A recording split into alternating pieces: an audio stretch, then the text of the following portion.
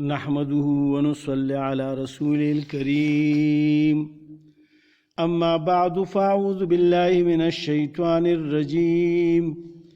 بسم الله الرحمن الرحيم ألم نشرح لك صدرك ووضعنا عنك وزرك الذي أنقض ظهرك ورفعنا لك ذكرك فإن مع العسر يسرا إن مع العسر يسرا فإذا فرغت فانصب وإلى ربك فارغب صدق الله العظيم. دا سورة انشراح یا علم نشرح لکا علم نشرح صورت تے او انشراح صورت مرتبیلی شی دا مکی صورت تے دا والضحا الضحا نا پس دا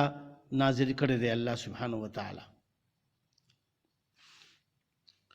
پدی صورت کی اللہ سبحانہ وتعالی رسول پاک صلی اللہ علیہ وآلہ وسلم تا فرمائی علم نشرح لك صدرك آیا مونږ نه د پرانیستی تا د پارا سینستا. دلته الله سبحانه وتعالی دا فرمایي چې ستا سینه مو د دې کار د پارا پرانیستله چې دا کم بوج مونږ پتا باندې اچو د پیغمبره نو دا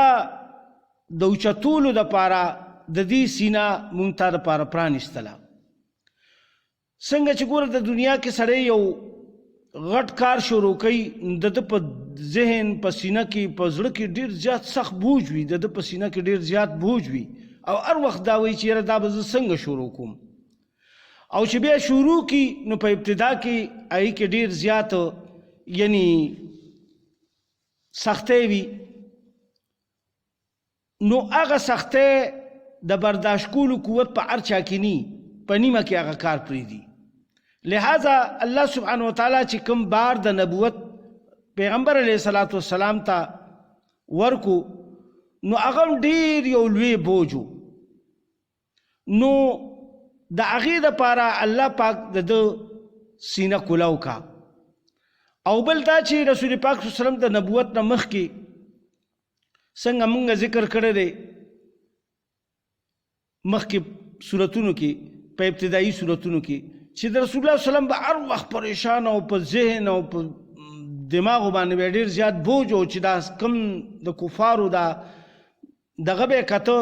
چې دا کم هغوی به رسمونه رواجونه کول د الله په کور کې چې کوم دی نو په ګډېدو ششنېدو او په تالیانو وهلو باندې به طواف کولو نو لاسونه به یې پړکول او الله سره شریکان جوړ کړي بوتانې د الله په کور کې ایښي دا په رسول الله صلی الله علیه وسلم باندې ډېر زیات بوج و. بیا چې رسول پاک صلی الله علیه وسلم کله غار حرا ته لاړو نو هلته پې الله وحي راولېږله نو جبرائیل علیه السلام چې راغو نو دله زور ورکو او درې پیرې چې کوم دی سینې سره جوخ کو ډېر زیات کلک زور یې ورکو او بیا یې ورته چې توس دا اقرأ بسم ربک الذي خلق خلق الانسان من علق اقرأ وربك الاکرم الذي علم بالقلم دا وایا. بس رسول الله صلی الله علیه وسلم چې کله په درېمه پیره بیا زور یې ورکو بیا ورته وایي چې اقرأ نو بس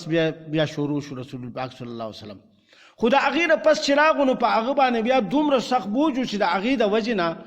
په هغه باندې بیماري راغه او تبې غونتې ونیو او د ډېر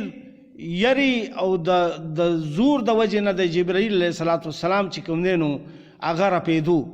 او بیبي ته یې وی چې په ما باندې کمبل واچوه په ما باندې کمبل واچوه او بیا کمبل پې واچولو خو بیا هم هغه ذهن باندې هغه بوج و نو بیا بیبي ورته ډېره تسلي ورکړه چې ته خو د غریبانانو مدد کې د یتیمانو خیال ساتي او خلکو سره ښېګړې کې تا به الله پاک نه خرابوي. نو بیا چې کوم دی نو خپل د تره زوی له ورکا بن نوفل ته بوتله او هغه وله بیا تسلي ورکړه چې ته خو د الله پاک هغه پیغمبر چې کوم په موسی علیه السلام باندې کوم فرشته راتله نو دا هغه فرشته تا ته راغلي وه. لهذا ته فکر مه کوه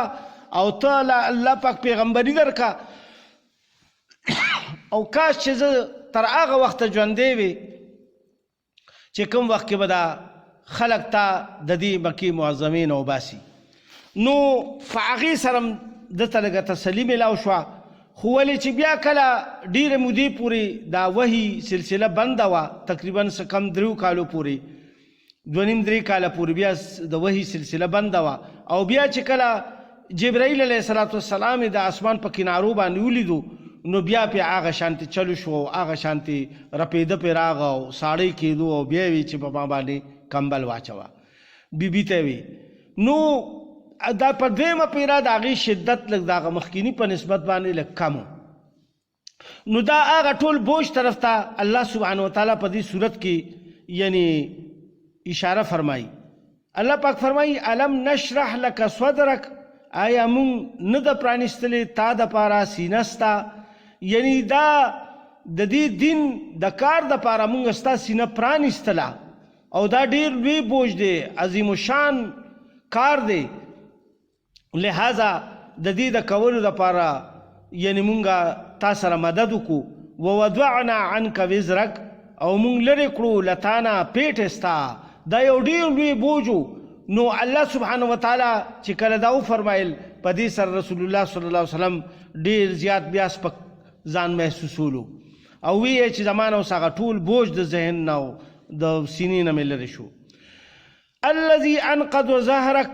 کوم چې ماته کړې وه ملا ستا، یعنی الله پاک دې ته اشاره فرمایي چې کوم بوج مونږ په تا باندې په ابتدا کې واچولو نو تا د هغې ډېر زیات بوج محسوسولو، تر دې چې تا دا محسوسول چې زما ملا ماتی. څنګه چې په دنیا کې سړی یو ډېر غټ بوج اوچت کی، مثال یو سړی دی هغه 20 کیلو وزن اوچتولی شي او هغه له ته من بوج ور په سر کې 40 کیلو، او چې 40 کیلو خو هغه په اسانۍ اوچتولی شي ته له 80 کیلو ور په سر کې، نو د هغه ملا باندې خو ډېر زور راشي او په سټ باندې هم ډېر زور راشي، په ټول وجود باندې زور راشي. هغې ته الله پاک اشاره فرمایي چې دا د دین دا کار داسې و چې دا خو په ظاهر کې داسې بوج نه ښکارېدو چې څنګه د دنیاوي بوج وي، د پیټي غوندې بوج وي، بلکې دا خو د الله پاک د دین بوج و، د وحي بوج و، د جبرائیل علیه السلام د راتلو بوج و. نو دا ټول الله سبحانه وتعالی چې کوم دی نو هغه یعنی سپک کو په رسول الله صلی الله علیه وسلم. او بیا وروستو چې به کومه وحي راتله نو هغه به دومره تنګي رسول پاک صلی الله علیه وسلم نه محسوسوله څومره چې په ابتدا کې به رسول الله صلی الله علیه وسلم یعنی هغه تنګي به محسوسوله. نو الله پاک ځکه وفرمایي ورپسې چې دا هغه بوج و چې ستا د ملا د ماتېدو خطره وه په دې کې. ورفعنا لک ذکرک، او اوچت کړو مونږه تا دپاره ذکر ستا. دا کم ذکر دی؟ رسول پاک صلی الله علیه وسلم نوم که تاسو ګورئ نو هر ځای کې الله پاک خپل نوم سره لګولی دی. کوم ځای کې چې د الله نوم څوک اخلي هلته به د رسول پاک صلی الله علیه وسلم د محمد صلی الله علیه و وسلم نوم به مخلي، لکه لا اله الا الله محمد رسول الله. دغه شانتې په اقامت کې په بانک کې اشهد ان لا اله الا الله واشهد ان محمد رسول الله، دغه شانتې په اقامت کې او دغه شانتې په منځ کې، یعنی په هر ځای کې الله پاک چې کوم دی نو د محمد صلی الله علیه وسلم نوم خپل ځان سره ولګولو او د محمد صلی الله علیه وسلم باندې د ایمان راوړو، یعنی ایمان راوړلو نه بغیر د یو سړي ایمان مکملیږي نه، هغه مسلمانېدی نشي چې تر کومې پورې په پیغمبر علیه الصلاة والسلام باندې ایمان نه راوړي. نو الله پاک دې ځای کې فرمایي چې فاذا فرغت فانصب ورفعنا لك ذکرک، اوچت کړو مونږه د پاره ستا ذکر ستا. فإن مع العسر يسرا، نو بېشکه هر سختۍ سره اسانی ده. ان مع العسر یسرا، بېشکه هر سختۍ سره اسانی ده. الله پاک ګوره دا قانون او قاعده یې ښیي ده چې په دنیا کې سړی د یو کار ابتدا وکړي او دې ډېرې سختۍ برداشت کړي نو اخیری کې ولا خدای پاک کامیابي ورکړي او څه ناڅه دی هغه فایده د هغه خپل دغه نه اوچت کړي. لکه مثال یو سړی ملازمت وکړي په ابتدا کې، بیا آخر کې دته پنشن میلاویږي، سهولت ورته میلاو شي. دغه شانتې یو کاروبار سړی شروع کوي نو ډېر تکلیفونه پکې اوچتوي او ډېر کله پکې تاوانونه راځي کله څه راځي خو دې مستقل مزاجه سره هغه مخکې بوځي نو هغه اخر کې الله پاک کامیاب کړي او بیا دې ناستي بچي یې کوي یا بل څوک ولا کوي نوکرانې ولا ساتلي یا کاروبار ولا چلی نو په ابتدا کې هغه ډېرې سختۍ اوچتې کړي وي دغه شانتې د دین په کار کې رسول پاک صلی الله علیه و وسلم ډېرې زیاتې سختۍ په ابتدا کې اوچتې کړي او د هغه ملګرو هم چې کافرانو ډېر زیات شدت سره او مخالفت کولو او رسول الله صلی الله علیه وسلم او داغه ملګرو ته ډیر زیات تکلیفونه رسول او ډیر مصیبتونه ورته رسیدلي دي چې د هغې مونږ تاسو نه وقتاً فوقتاً د علماونه یعنی بیانونو کې اورو او د قرآن پاک کې د هغې تفسیر او په احادیثو کې یعنی د هغې پوره تفسیر موجود دی مونږ او تاسو ډیر زیات د هغې ټول تفسیرونه اورېدلي دي نو یعنی رسول پاک صلی الله علیه وسلم یو پیره په بیت الله شریف کې مونځ کولو نو د ابو جهل او د ټولو چې کوم دی دا پروګرام جوړ کړو چې یاره بار یو اوښ حلال شوی دی او د هغې لرې دی د سوټو وغیره نه ګندګۍ نه ډک دی او دا به څوک راوړي او د ده په سر باندې بیا واچي چې کله دې سجدې ته لاړ شي نو یو بدبخته یو دوه درې کسانو هغوی وی چې مونږ بیا راوړو هغوی راوړو او چې رسول الله صلی الله علیه وسلم څنګه سجدې له لاړو نو د پاسه پې هغه کېښو تر دې پورې چې د رسول الله صلی الله علیه وسلم نږدې وه چې د هغه ساه بنده شوې وه نو بیا یو سړی لاړو په دو باندې او محمد صلی الله علیه وسلم کور ته او ورته یې چې ای راشئ او محمد صلی الله علیه وسلم باندې چې کوم دی نو لرې چولې نو د هغه ساه بنده شوې نو فاطمه بیبي را په دو باندې راغه او هغې چې کوم دی نو جړل او د هغه مخ نه او د سر نه هغه ټول دغې ته ولا لرې خاشنه وغیره او بیا چې کور ته بوتلو او بیا پې اوبه واچولې او هغې ولامبولو او هغې یعنې ټول صفا کړو بل ځای کې یو موقع رسول الله صلی الله علیه وسلم مونځ کولو څادر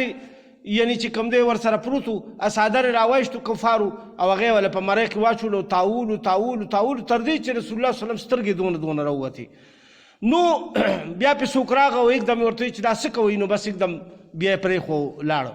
او دغه شانتې یعنی د صفا مروه دا چې کوم شعب ابي طالب دی دې کې چې کوم دی قید کړي 3 کالو پورې نارې تندې په دی باندې تېرېدې د ونو پاڼې به یې خوړې او د دې ونو دا جلډې به یې راغېشتې او هغه به یې رستولې په اوبو کې به یې شولې او هغه به یې چې کوم دی نو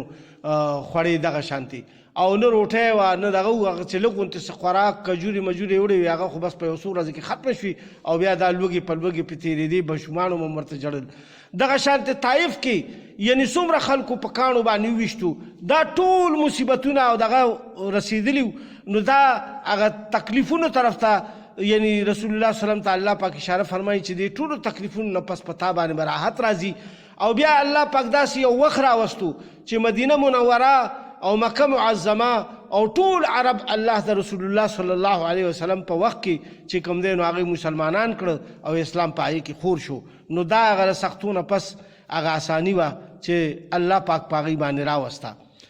فاذا فرغت فانصب نو هر کله چې ته فارغ شي نو محنت کوه په عبادت کې دلته الله پاک یو بله نسخه رسول الله صلی الله علیه وسلم ته فرمایي او هر داعی ته او هر مسلمان ته الله پاک دا فرمایي چې کله ته په محنتو کې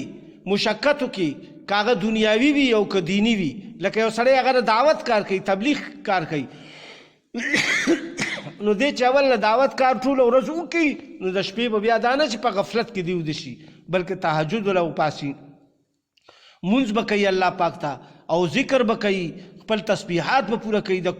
قرآن پاک تلاوت کم از کم یو سپاره به کوي او تسبیحات درېمه کلمه درود شریف استغفار سلسل پیرې سار او ماښام او شپه کې دا به وایي دا روزانه به خپل معمول جوړوي د دې نه علاوه به نور کثرت سره کوي دا خو د راتلو دپاره دا سلسل پیرې مونږ ته یعنی بزرګان فرمایي کنی هسې خو یعنی مطلب دا دی چې ډېر زیات کثرت سره ذکر کول پکار دي نو دلته کې الله پاک فرمایي چې کله ته د دنیاوي کارونو نه یا سړی ډیوټي کوي یا دکانداري کوي یا هر څه چې کوي نو دا نه چې د شپې راغو او بس ټوله شپه بیا په خوب کې تېره کړه بلکې بیا په شپه کې څه حصه الله له ورکړي او په هغې کې الله سره راز و نیاز کوي د الله ذکر کوي د الله پاک د کلام پاک تلاوت کوي او بیا په هغې کې تر ساره پورې چې سار منځو کي د هغې نه پس بیا کار له لاړ شي یا لږ ارام وکړي بیا الله پاک فرمایي ویلی ربک فرغب او طرف د رب خپل ته ښه رغبت کوه یعنی د الله عبادت پله بیا ډېر سوچ کوه او الله سره خپله رابطه جوړوه او مؤمن له پکار دی چې هغه هر وخت الله سره رابطه کې وي، د الله ذکر کې مشغول وي، د الله عبادت کې مشغول وي، یا کار کې مشغول وي، یا بس د الله ذکر کې مشغول وي. دا د کار دی تر مرګه پورې، او د دې صله به بیا دته آخرت کې ملاویږي. الله سبحانه وتعالی دې موږ ټول په دې باندې عمل کول توفیق راکړي. زموږ او ستاسو د ناست د خدای پاک خپل درګاه قبول او منظور کړي، زموږ د ګناهونو د رجېدو سبب دی وګرځي. یا الله زمون آبا و اجداد څومره مؤمنان مسلمانان چې مخکې وفات شي د ټولو مغفرت وکړي، او مونږ ته دا راتلونکي منزلونه آسان کړي او رحم کرم والا معامله را سره وکړي. او یا الله چې چا څه شرعي حاجات دي یا الله د خپل غیبي خزانه ورته پوره کړي، د حق والو د رزق فراخ سبب د ټولو مؤمنانو مسلمانانو په خپل کور کړي وطن باندې وکړي. څوک بیماران دي یا الله شفایاب کړي، څوک قرضداران دي قرضونه اخلاص کړي، د چا نور څه حاجتونه دي یا الله هغه ټول ورته پوره کړي او رحم کرم والا معامله مونږ سره وکړي. او په آخر کې مدازي مشانه کلمه نصیب کړي چې لا اله الا الله محمد رسول الله صلی الله علیه و آله وسلم.